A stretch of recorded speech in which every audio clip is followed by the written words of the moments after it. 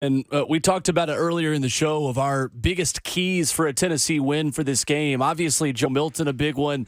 Tennessee's run defense, taking away Florida's main strength on offense, will be a major point of conversation. But as you look at the one thing Tennessee has to do in order to beat Florida, where does that conversation begin for you?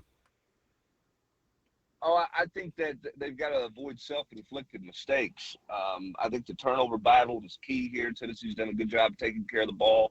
You don't want to give Florida a short field. It's your first time on the road. It's really Joe Milton's first time playing a true road game in his career as a starter, which is kind of crazy to think. But when he started games on the road at Michigan, it was a COVID year, and there were 12,000 people in the stands, not 100,000 people when he played at Michigan. So how does he handle the environment? How does this team handle the noise? All of those types of things, particularly early in the game, will be a key for me. This has not been a great first quarter team. I don't think you have to win the first quarter to win the football game, but you don't want that crowd to get rocking. And the quicker you can get out of the gates, the easier it is to kind of quiet the crowd down a little bit. Brent, I know Josh Heupel on his radio show mentioned the fact that there are some things situationally that they've held back when it comes to the play calling. And we've spoken about how vanilla things were against Virginia and, of course, last weekend against Austin Peay, too. How much do you buy into that being one of the reasons why Tennessee sputtered a bit last weekend? And how much more of the offense do you think becomes available to Tennessee this weekend? Well, I mean, I don't think they called anything saying, well, this probably won't work, but we probably can't make a first down on this play call, but we want to run this so we don't show Florida anything with a good play call.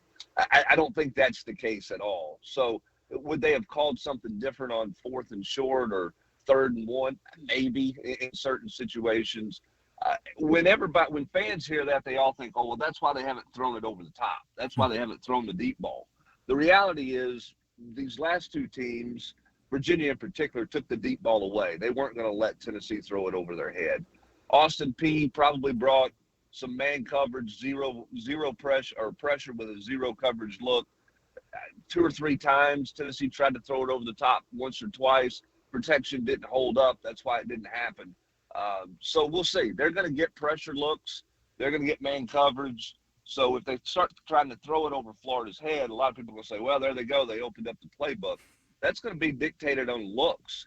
Tennessee's not seen a lot of single safety high look, Ramon. And as a result of that, they haven't got a lot of man coverage, which means you got to throw it in windows. When you try to go vertical, they tried to do that early in the game with the passing game over the middle, and they just weren't effective doing that. Yeah, and opening it up a little bit, too, kind of starts with the run game, man. Being able to get Cooper Mays, if he's able to play tomorrow, how big does that help this group as far as the run game and just the operation of the offense with his experience? I think the operation of the offense as much as anything. Now, Cooper's going to have his hands full inside, just like Ollie Lane or whoever will if they're playing center, because Florida's got those two big heavies in the middle, 370 pounds and 420 pounds. Now, you want to make those guys run sideline to sideline. You want to gas those guys, but you're going to have to deal with some serious beef in the middle when you're playing against them. So there'll be challenges there. But I think just the operation of it, particularly on the road in a hostile environment, the ability to communicate across the front, particularly with the various looks that Florida is going to try to present to you, I think that's where Cooper Mays could make the biggest impact on this team if he can go. Josh Heupel obviously was optimistic yesterday. Cooper will warm up. He'll go through warm-ups, and we'll see. He'll see where he's at, and doctors will see where he's at, and we'll go from there. But there's certainly some optimism that he's going to be able to go. He's about 5.5 weeks removed from that surgical procedure he had. When it comes down to getting the ball in the wide receiver's hands, man, how do you look into distributing the ball? Deontay Thornton is a guy we've been looking to get started. Brew is coming back for his senior year, and, of course, Squirrel and McAllen, even last week. I mean, how do you distribute the ball to these guys on the road like that effectively? Because it's been a little bit of a sputter as of late. It's been a lot of a sputter. Part of those guys have to catch the ball. I mean, the best play Joe Milton made last week, Deontay Thornton got hit in the number on the sidelines, dropped the ball. So they've got to catch it when it's there. Joe's got to throw it more accurately. I don't know that you go in saying, hey, we're going to force it to this one guy. If you do, it's probably Brew. I don't think it's necessarily what they did a couple of years ago after the loss at Florida, where they came back and said, hey, we're going to throw the ball to Cedric Tillman. We're going to force it to him. I don't know that they've got a guy right now that they say, okay, we're going to force it to him regardless. But if there is one of those guys, it's probably Brew, unless you're going with that sideways passing game. And then it's probably Squirrel, because he's the most he's the guy with the most wiggle and the possibility of making people miss more than anybody else is Squirrel. So it depends on how Florida plays it. I just don't think Florida is going to go light in the box and play a lot of zone coverage with split safeties in the back end and say, hey, don't beat us over the top, but we'll let you run the football on us. I don't think Florida will play that way. They'll play some of that look, but I think Florida is going to be pretty aggressive. I think they're going to come after Tennessee pretty hard, giving them some one-on-one opportunities. And the question is, can Tennessee convert on those opportunities? And on the other end, just in terms of, Tennessee's defensive front has been impressive early on here. And you look at a quarterback like Graham Mertz, who is the transfer obviously coming down from Wisconsin, a guy that's, like we've mentioned on this show multiple times, not as, I guess, mobile. So what's the game plan there? To just, if you can shut down the run, there's not much of an option with him in terms of being that mobile guy. Well, he's not Anthony Richardson, who ran silly on you at times last year. I mean, what Tennessee wants to do is get Florida in third and long, third and obvious passing situations, and they want to turn that Rabbits package with James Pierce and Tyler Barrett and that crew loose and say, go get the quarterback. And to do that, you got to shut down the run game, and then you want to squeeze that pocket, get in his face. He doesn't love contact. Most quarterbacks don't. He's been prone to mistakes if you can knock him around a little bit. And Tennessee's got to do that. Tennessee's going to have to get him in third and obvious passing situations. I think they may try to roll him a little bit. Mm-hmm. I think they're going to throw they're going to run some jet sweeps to try to stretch Tennessee sideline to sideline. They'll throw the screen game a little bit, and don't surprise me at all if they try to work the middle of the football field a little bit. Tennessee's not really been tested there.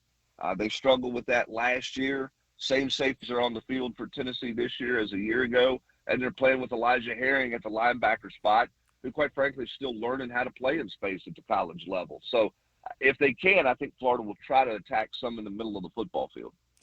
With this Josh Heupel team, and I know you're not inside those meeting rooms, but you're around the program, how much are they just aware of, hey, we haven't won down in the swamp in such a long time? And while Florida, didn't win last year up there, like that's a different thing for them protecting things down there. But I almost feel like it's bigger for this Vols team, and they know how important it is to get down there and kind of get that off their shoulders. What's the vibe been around the team this week in terms of getting that done and that mission, how important it is? It's not really talked about. Most of these kids weren't alive. I'm not sure you were alive the last time Tennessee won in Florida. So it's not – I mean, this is the next game. Now, this coaching staff loves to play in big games, okay? Now, they didn't mail last weekend or anything like that. I'm not suggesting that. But this coaching staff is in a total different place in big games. They love this. Josh Heupel, as a competitor, loves big games like this. But it's all about this game. It's not about what happened, the last few times. I mean, none of these guys had anything to do with the two Hail Marys Butch Jones gave up and got beat on at the end of the game. So it's not been brought about. It's not been discussed to any degree. It's about this moment. It's about this team, and it's about this matchup in this game.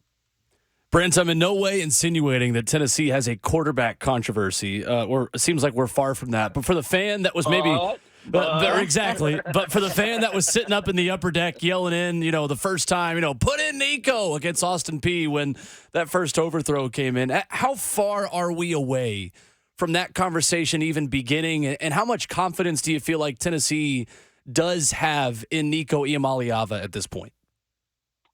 Well, I mean, the coaching staff says they have a lot of confidence in him and a lot of trust in him. Now, trusting him in Neyland Stadium against Austin Peay versus trusting him in Gainesville against Florida, the SEC, that's a great conversation and a great question that I don't know the answer to. So, obviously this is Joe's team. This is Joe's offense. They're going to do everything they can to get Joe going. I don't think, if Joe gets off to a slow start in the first quarter, Nico's going to suddenly start warming up on the sidelines. But Josh Heupel's a competitor. They're going to try to win. I mean, if Joe can't operate the offense effectively, then sure. I mean, it's no different than if your right tackle can't block anybody. I mean, you got to do whatever you can to move the offense. But to this point, Joe is making the right decisions. He's making the right reads. He just got to execute the art of throwing the football better than he did, and his receivers have to help him. So I think we're still a ways away from that, Will. But depending on how this thing goes on Saturday, listen, I guess all bets are off, if you will, because they'll treat it just like any other position if a guy's greatly struggling. Brent, I think it's fair to say on paper and just in the season, because, I mean, people rank teams, and it says the Vols are ranked 11th. But there's a lot of anxiety, of course, around the fan base if you're taking a walk or if they know you're involved with the Vols that, hey, are you sure we're going to win down there? Why is that the case, man? Like, I think we look at this and we say the Vols are the better team. Why is that anxiety just continually to run up, and just track you down, it seems like?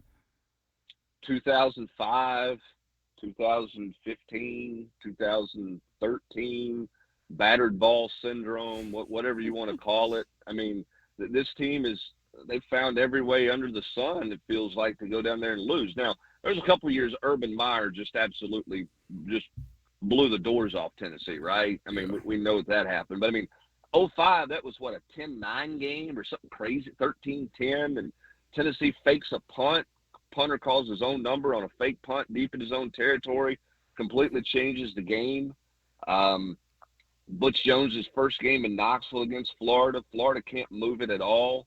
Tennessee turns it over trying to hit a home run late to, quote, put the game away instead of just punting and playing field position. They did lose that game 10-9. I mean, Butch Jones should have won 4 in a row against Florida. Yep. I mean, Felipe Franks throws it 100 miles to a receiver on the last play of the game to win.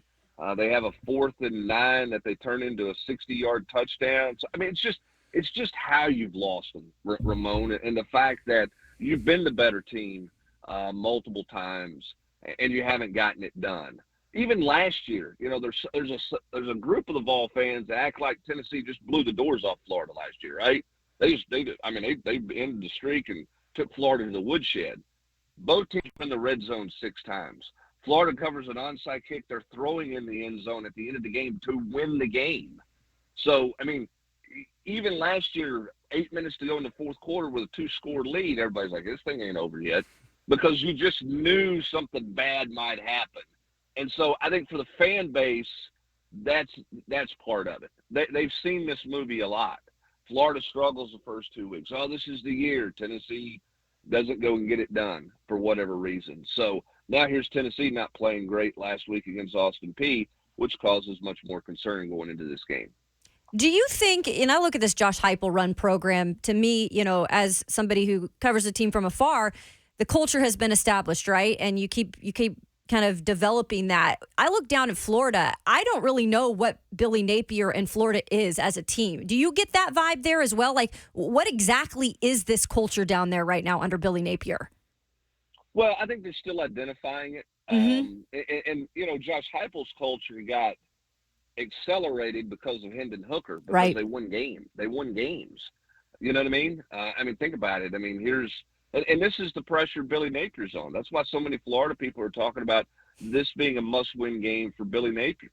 Billy Napier's got 4 games he's judged on at Florida, right? He's judged on the Georgia game, the LSU game, the Florida State game, and the Tennessee game. He went 0-4 in those games last year. If he doesn't beat Tennessee, I don't think anybody sees him winning in Baton Rouge. Nobody sees him beating Florida State or Georgia. He can go 0-4 against those teams again this year. And that's where the pressure mounts and everything comes up. The problem that you have for Billy Napier is nobody in college football has any patience, right? Everybody looks at what Colorado's doing, going, why don't you win it in year 1? Everybody looks at Tennessee. Look, he beat Alabama and Florida in year 2. What are you waiting on? What's taking you so long? And you're right. I mean, he had some staff turnover after year 1. That was part of it. And they don't have the answer. They haven't found an answer at quarterback, and they're still trying to figure out who they are and what they are. That doesn't mean that they're all troublemakers. And I think sometimes when you hear the word culture, people get caught up in, they're all getting in trouble. They're all going to jail every weekend. And that's That's not what culture means. Yeah. Culture is the work, the winning, the swagger that you need to have on the field and those types of things. And Florida's still trying to figure out what that is. I think Billy Napier's still learning some of that stuff too. Brent, how much has Colorado started to try to poach some Tennessee recruits? I know Cam McKell, wide receiver, who has some interest there. Georgia in the mix for him too. But specifically with Boo Carter and potentially a visit out there to Boulder, how concerned should Tennessee be with Deion Sanders and Colorado taking away some of their potential recruiting momentum? Well, I think Colorado, if they've got any sense, their recruiting office is calling any athlete in the country that has the desire to play both sides of the ball, that could potentially play both sides of the ball. And you're playing the Travis Hunter card. Hey, we've got a guy in the Heisman race who's playing both sides of the ball. Wait a minute, are they going to let you play offense and defense where you're committed to? Because we're going to do it. We're the only ones in the country doing it. And sell and sell and sell that way. So I don't think it's Boo Carter that's just getting a phone call. I think there's a lot of guys around the country that are getting that type of call. Boo Carter's obviously been out there once. He's had some interest in there from the get-go. He'll go back. He's supposed to go back out there for a second time for an unofficial visit this weekend, and that's absolutely a concern if you're Tennessee. Now, I still think there's a lot of things that lines up for Boo Carter to end up at Tennessee, but there's nobody on Tennessee's campus that has any warm and fuzzy feeling about Boo Carter going and taking a visit to Colorado this weekend. That's not what anybody wants to see or hear happen. So we'll see what comes out of it, and when they can get Boo Carter back up on campus. He's been up here for games. He's been working the recruiting class, but he obviously feels some type of desire or need to go take a visit to Colorado, which has to be a concern. So, Brent, what I'm hearing is we might run back the clock on one of Ramon Foster's last games at a Tennessee jersey in November 22nd, 2008, when we had a wild Eric Berry package in a 20-10 win over Vanderbilt. Could we see D. Williams in a wild D package? I know Austin Price said Tuesday he doesn't understand why D. Williams hasn't at least been tried out on offense yet. Well, maybe that's one of those vanilla things that Josh Heupel's not. Maybe he's not put the sprinkles on that vanilla ice cream yet with D. Williams. I don't think so. I mean, I don't see D. Williams playing there. And again, I don't think you do something like that just to say, hey, look, we do it too, right? Right. Because, but you've got to have that, you're going to have some conversations with Boo Carter, and I think Tennessee has, about offense as well, because we know he wants to play both sides of the ball, and that's Colorado's selling point with him, 100%. So, Boo Carter's having a great start to his senior year of high school football on both sides of the ball and on special teams. He's a freaky elite type athlete, and so you have to sit down and have those conversations and talk about what you can do for him on both sides of the ball, because that is the conversation Colorado will have with him this weekend.